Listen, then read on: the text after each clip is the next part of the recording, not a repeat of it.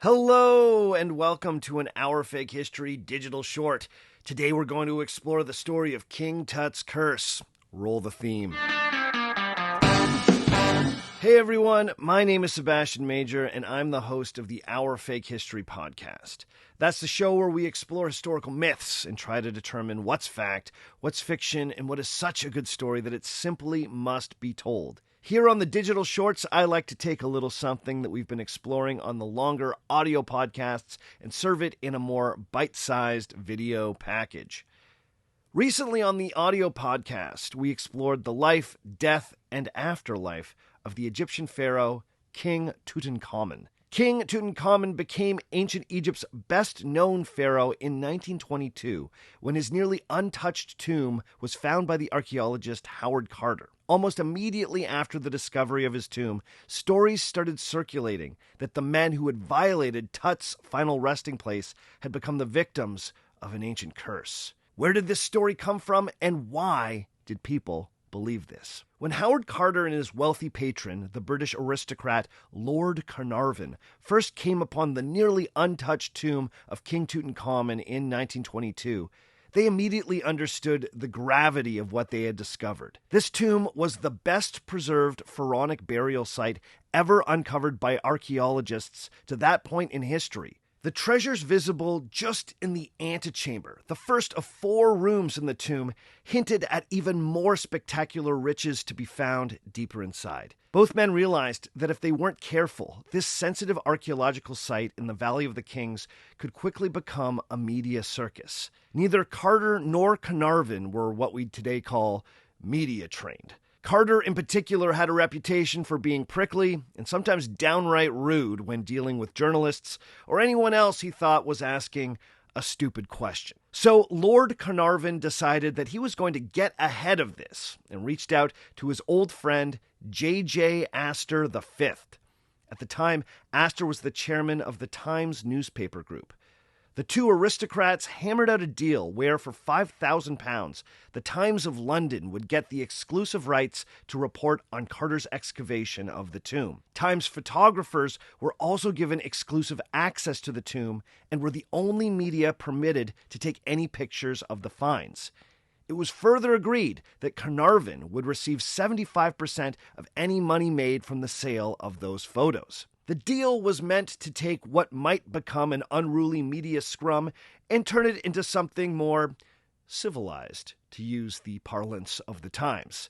This plan completely backfired. The exclusive agreement with the Times immediately bred resentment among those members of the press who felt like they were being unfairly denied access to a story of international importance. The Times exclusive didn't even have the desired effect of limiting the media presence in the Valley of the Kings. Instead, journalists from around the world arrived in force, trying to hustle scraps of information from anyone they could in their quest to fill column inches. The interest in the King Tut story was so great that these fact-starved reporters soon took to printing rumors culled from random informants found in Egypt and beyond. The Egyptian press were particularly keen on rumors that Carter and Carnarvon were secretly smuggling antiquities out of the tomb on small planes that they were landing in the Valley of the Kings by night.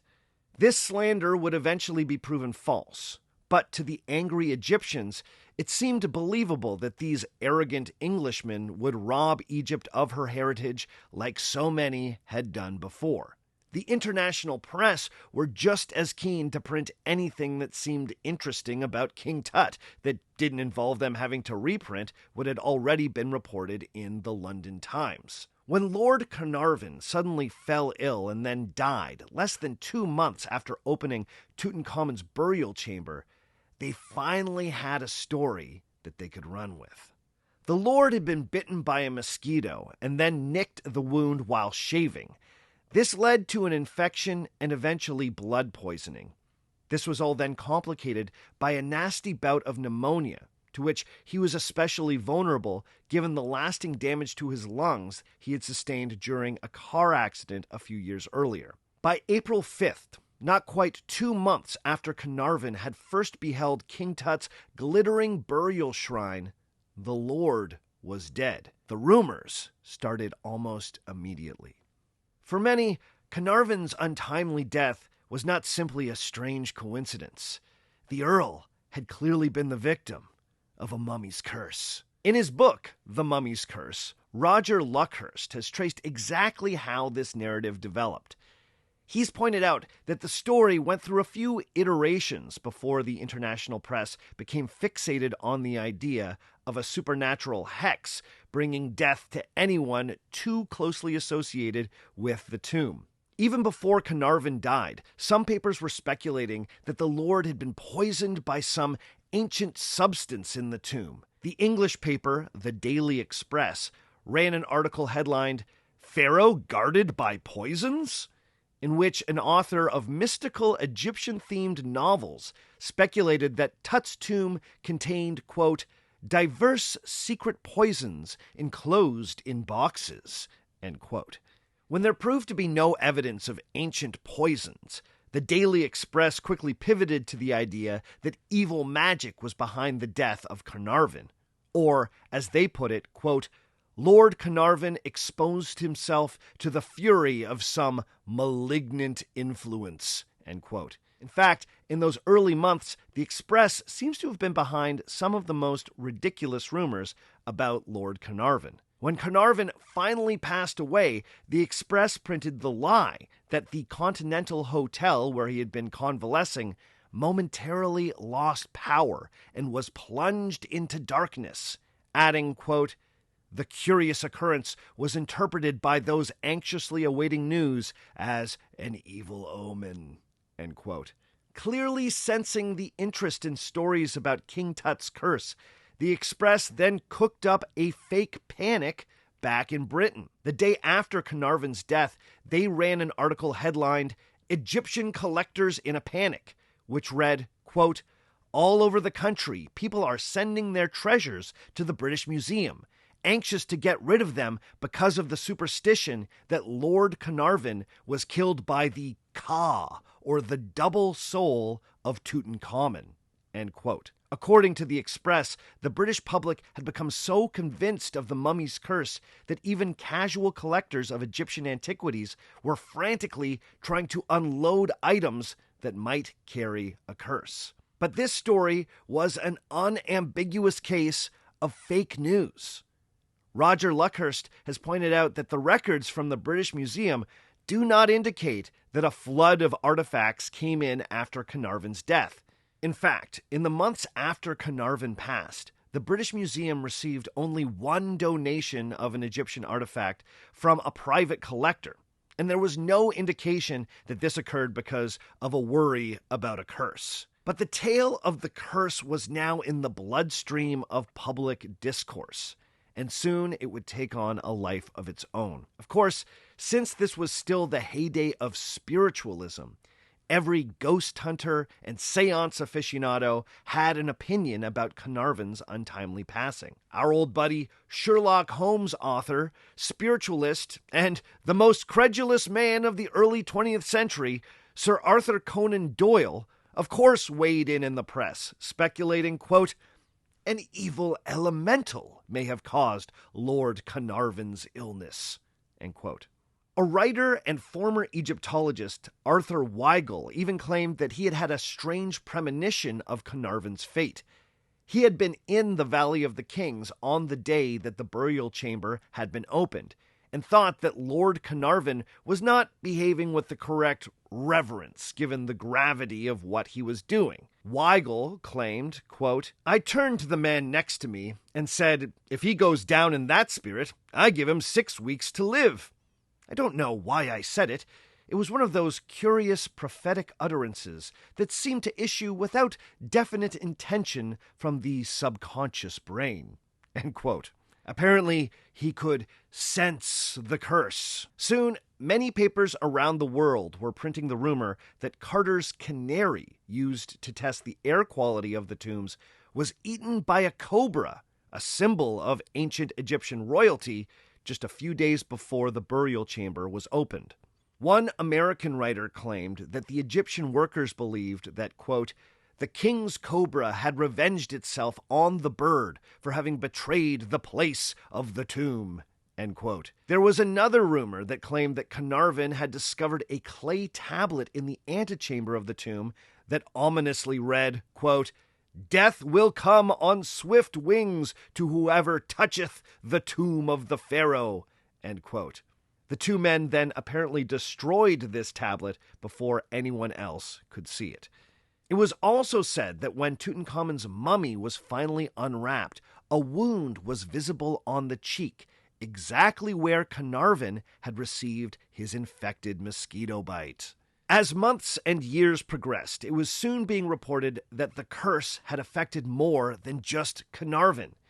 Anytime anyone died who had been loosely connected to Tut's tomb or Carnarvon himself, there would be some publication that would write that King Tut's curse had claimed another victim. When the railroad magnate Jay Gould died of pneumonia in May of 1923, it was rumored that this had been because he had visited the tomb of Tutankhamun a few months earlier. In 1924, when the pioneering radiologist Sir Archibald Douglas passed away, it was suggested that his untimely death had occurred because he had X-rayed Tutankhamun's sarcophagus. Now, the fact that he had been battling cancer for years, likely caused by his radiology experiments, was ignored by the less scrupulous publications, who preferred tales of ancient curses. Even as late as 1934, more than 10 years after Tutankhamun's tomb was opened, the curse was being blamed for the deaths of those who happened to be present in the Valley of the Kings in 1923.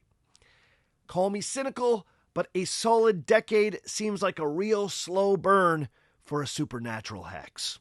As you can probably tell, I'm fairly skeptical when it comes to the idea of ancient curses, especially this ancient curse. As it turns out, ancient Egyptians didn't even have the concept of a curse as it's popularly understood in the modern West. Hieroglyphic inscriptions describing bad outcomes for people violating the tombs are actually incredibly rare in the burial places of Egyptian pharaohs. The Egyptologist Charlotte Booth has identified only 3 tombs out of the dozens that have been discovered in Egypt that have inscriptions that could be interpreted as something like a curse. Only 3! And the tomb of Tutankhamun is not one of those cursed tombs. The tale of Tutankhamun's curse was obviously the creation of cheap 20th century scandal rags, annoyed by Carter and Carnarvon's exclusive agreement with the London Times. But narratives are attractive. This is why the rumor of Tutankhamun's curse has grown beyond the tabloids that first nurtured it. The coincidence of Lord Carnarvon's untimely death, so close to the opening of the tomb, seemed to call out for an explanation. It can be hard to reckon with the randomness of the universe. In a strange way, a mummy's curse is more comforting than an infected mosquito bite. Tutankhamun's vengeful ghost suggests order, a story we can all understand and learn a lesson from. But we need to be careful, because sometimes the truth is that you got bitten by a bug, you cut yourself shaving, and then you had the bad luck to get pneumonia. Find out more about the life and legend of King Tut on the audio version of Our Fake History. You can find it on Spotify, Apple Podcasts, or wherever you get your podcasts. And don't forget to like and subscribe to this YouTube channel to get more wild stories from the past.